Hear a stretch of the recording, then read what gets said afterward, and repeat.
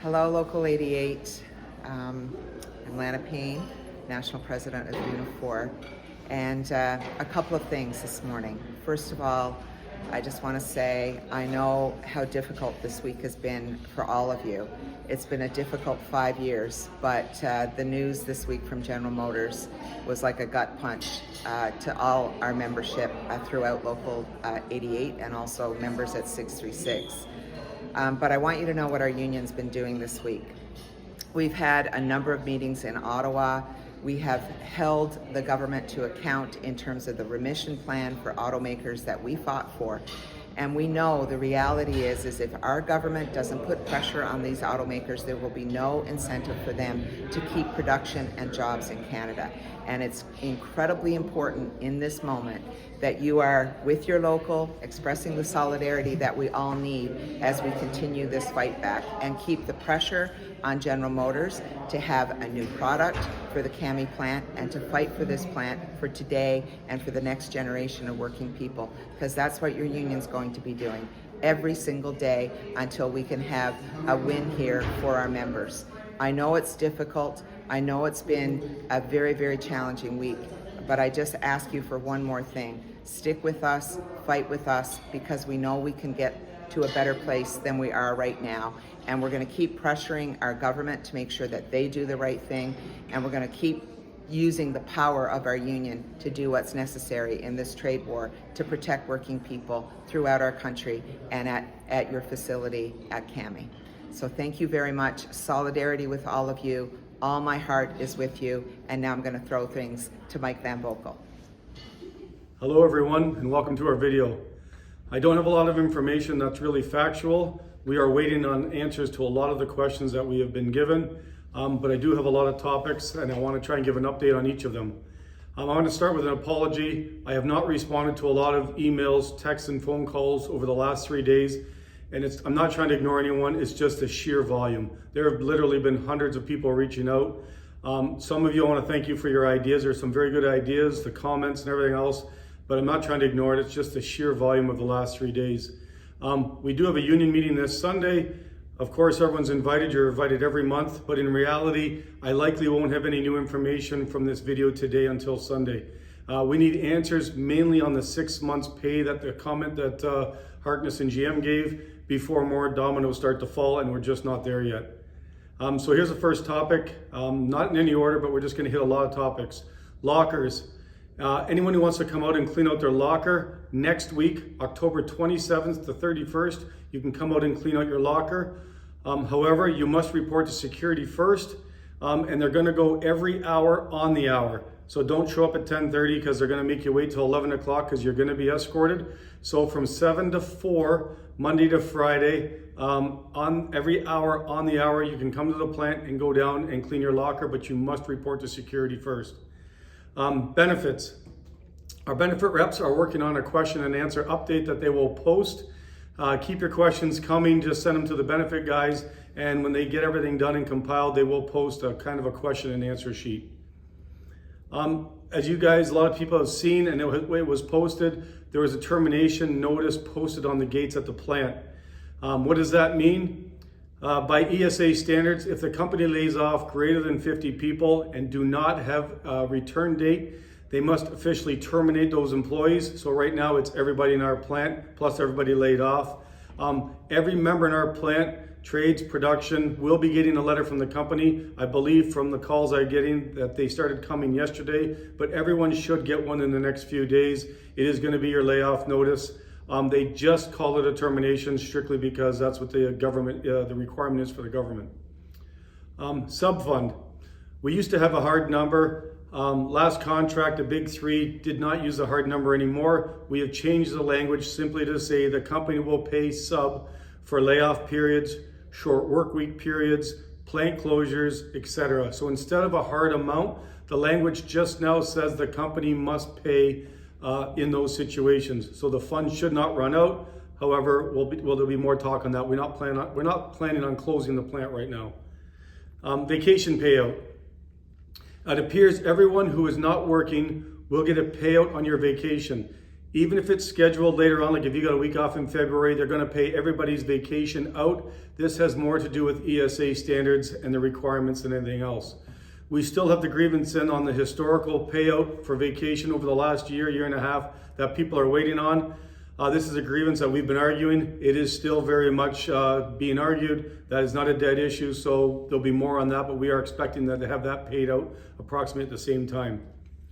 An update, who is working in the building and when. So starting next week on Monday for production, there'll be 8 people in the plant. We're going to go strictly by the most senior members, so the top 8 are going to work. After 3 weeks, right now their plan is to cut 3 of them, so there'll be 5 left working until the week before Christmas, and then there'll be no production people left in the plant. That's their schedule right now. As for the trades, the powerhouse is behind our building. They're the ones that keep the lights on, the hydro, the place warm. They will always be working, even during strikes. The powerhouse stays there. Obviously, they got to keep the plant up and running. They will stay there, so the 11 powerhouse people work 24 hours a day, 7 days a week. But the other trades, starting Monday, the company's going to go down to 11 millwrights, 11 electricians, 2 apprentices, and 1 pipe fitter. The apprentices have their own language, so 50%, we have 4 apprentices right now that have not graduated, so 2 of those 4 will continue to work with the trades. Those trades will continue to work around December 1st, which is not that long. They are likely going to reduce that number further. We have not, they have not figured that out yet and not updated us, but that's who's going to be working in our plant. Closure versus idle. GM is not saying this is a closure. They're basically saying it's a pause or an idle. There's a big difference between the two, especially with the government and with some of the money that GM must pay out. So we're trying to make sure that GM's not screwing around and trying to save money on our members. So I will talk a little bit more on that later. The Cami gym. If you're a member of the Cami gym, they are going to stop all fees immediately. Please check your bank accounts. Make sure there's no money coming out. If there is money coming out, please contact Mark G. But as of right now, all the payments for the Cami gym have stopped. The 6-month pay. Bill Harkness and also, I believe, Christian, the president of GM, said that they are going to pay everyone, they said, 6 months pay. We have come up with, I think, 12 sub-questions other than the 6 months pay that branches off from the 6 months pay. Such as who's getting paid, when does it start, is it credited service, does vacation time get added to that, and the list goes on and on. We do not have a single answer yet. I believe right now it is sitting with the GM legal team, and also Unifor Legal is also looking at it. We are waiting on those answers plus a lot more, but the first domino that has to fall is the 6-month pay.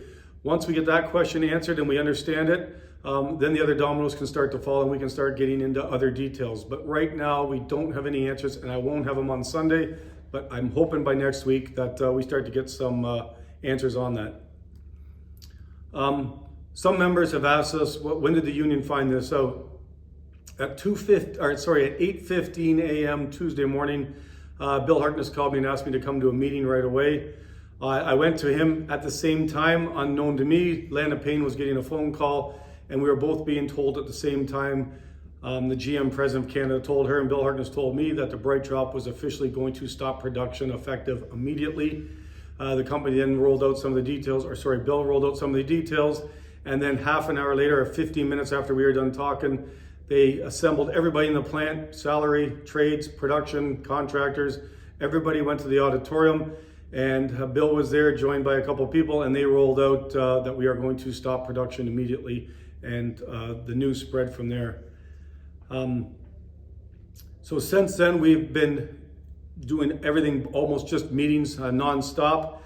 Yesterday, I flew to Ottawa, 3 of us, Lana Payne, who's our Unifor president, and Shane Wark, who's the director of Auto. The 3 of us had meetings with the Prime Minister's office and a couple of his top-ranking ministers.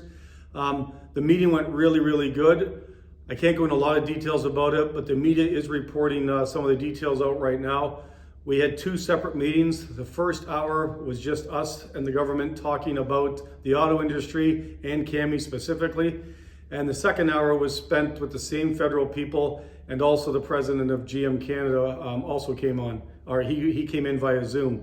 The meeting went very good. It was very loud. It was very straight to the point.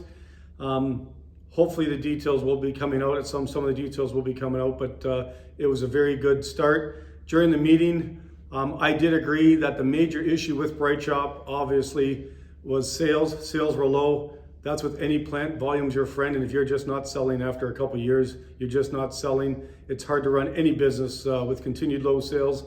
But I stressed more that it really isn't the sales, but right now the tariffs, and specifically Donald Trump and how their administration in the US is running, makes it extremely difficult to get future investment from GM into our plant. That's probably the bigger stumbling block right now than just low sales. It's what are we going to do next? So I was clear in the first hour with everyone from Ottawa about our plant's history, of our members' commitment to the challenges we have met head on. We became Canada's first EV plant with no real training, no playbook to go on. And not only did we make it work, but we actually hit it out of the park. In the first year, we became GM's best battery plant, most cost effective, strictly from a cost point of quality and for uptime, and they still shut us down. But I just want everyone to know that we are not done yet. We're still gonna keep swinging.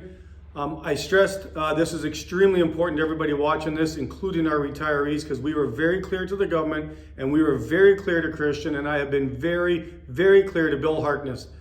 I stressed that if we had returned to work in November, we would have 20-year members who would be laid off. I really stress this with the government. You worked there for 20 years, and now you're supposed to come back in November on one shift, and we had 20-year members who would not be coming back. These people are probably close to 50 years old, give or take 5 years. Where are you supposed to go after 20 years to start your career over again? Where are you gonna go for $40-something an hour? Where are you gonna get a pension from? And then I really stress that we have hundreds of people in the 10-year bracket as well. These people are 35, give or take 5 years, the vast majority of them. Where are they gonna turn to start their next career and try and get 30 years in or even get to a pension? There's just no jobs out there right now, or at least that are gonna hire 1,000 people. So that was very, very clear. Then I did stress, and I know this is gonna piss off some people, I don't care. I've been seeing some of the posts on social media that they've been given to me. I do realize we have members who can retire. Good for them. I'm glad they've got to the 30-year line. But they also wanted to keep working. We just went through a round of packages again. We only had 5 more people apply. That tells me most people want to keep on working, and we've probably got 95% of the people in our plant who need to keep working and who need the jobs. We are not throwing in the towel.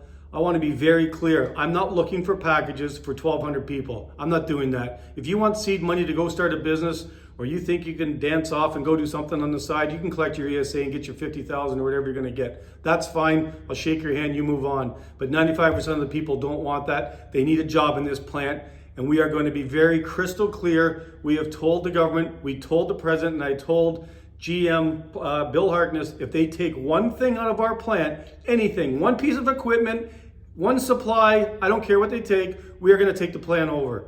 We are making a phone list today of people we're going to call immediately, because this call might go out at 3 o'clock in the morning, and I'm not hiding nothing. If something leaves our plant, we're going to take the plant over.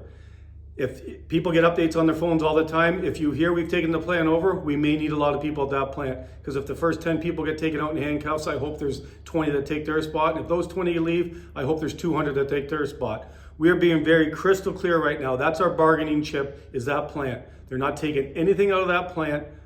That's our livelihood right now. We're meeting today in London. I'm in London right now. We are meeting today with the heads of the other auto companies. There may be something planned. We have 1,200 people out there right now, plus we've got, I think, 1,300 retirees. I'd like to honor the retirees. I thank you very much for paving the way for the next generation that want to retire, but we may need you. We may need 2,500 people to show up at certain places to send the government a message and to send these car companies a message. These aren't the jobs for the United States to take. These are our jobs. We had them before Trump got elected. These jobs have been in Canada for 100 years. Our plant's been here for 40 years.